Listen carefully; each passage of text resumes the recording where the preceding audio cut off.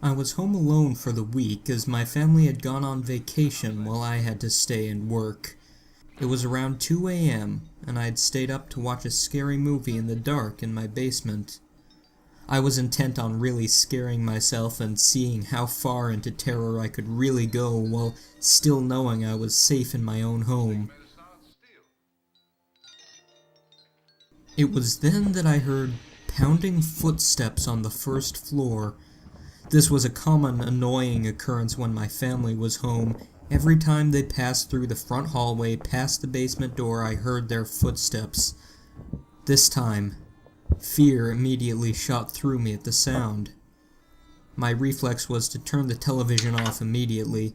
The basement door was up a flight of steps and around a corner, so whoever it was would not have seen any light. I heard the basement door handle click and turn as I sat in absolute darkness. I moved slowly so as to be absolutely silent, and crawled behind our large television. As I passed it, inch by inch, I noted with panic that its black screen still dimly glowed. I heard footsteps coming down the carpeted but creaky stairs. I froze in my hiding place, listening. For many long minutes, I heard nothing. Had the intruder seen the television's afterglow, or had it faded in time? Was it standing in the pitch dark listening for me? I seemed to lie there in total silence for an interminably long time. My panic began to fade, and I began to think more clearly. Had I really heard an intruder? Could someone possibly be standing there in silence for so long without making any noise? The basement was so exceedingly quiet that the silence itself began to hurt my ears. Could the unknown person really avoid any noise from shuffling or breathing or anything else? If there was an intruder, it was still in the basement because the creaky stairs were incredibly loud. The door handle clicked, and it wouldn't know to mask its footsteps on the first floor so that they couldn't be heard down here. I began counting in my head, trying to pass the time. As drool fell from my mouth onto the carpet, I didn't dare risk the sound of swallowing.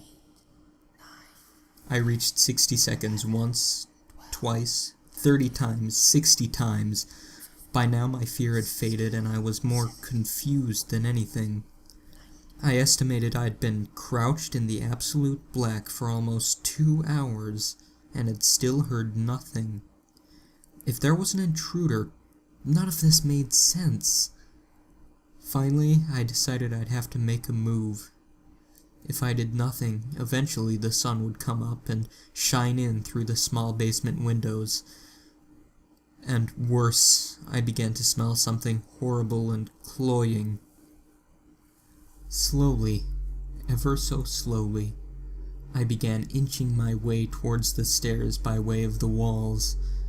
If someone was standing there in the dark, I should be able to go around them and then make a break up the stairs. Meanwhile, the horrible odor grew stronger.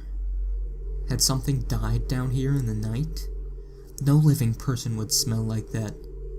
Terrible images of some sort of corpse monster listening for me in the dark erupted in my thoughts, and I moved as fast as I could without making a sound. Just as I finally approached the stairs, there was an enormous clatter, as of something falling or collapsing on the floor. It was at that moment I leapt forward and crashed up the stairs, running out through the open basement door and my wide-open front door. Now certain that someone was in the house, I called the police from my cell phone and watched my house from afar. The police came, checked inside the house, and then grimly came back out to question me. They'd found a body in the house. My elderly neighbor who seemed to have died of a heart attack. Their belief was that I must have left the front door unlocked, and he must have wandered in my house while dying, looking for help. At first I felt horrible, thinking that I had sat there in the dark while the old man literally died a few feet away.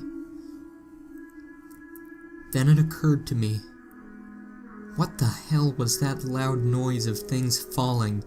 that last prompted me to bolt up the stairs and out of the house. I asked the police and they confirmed.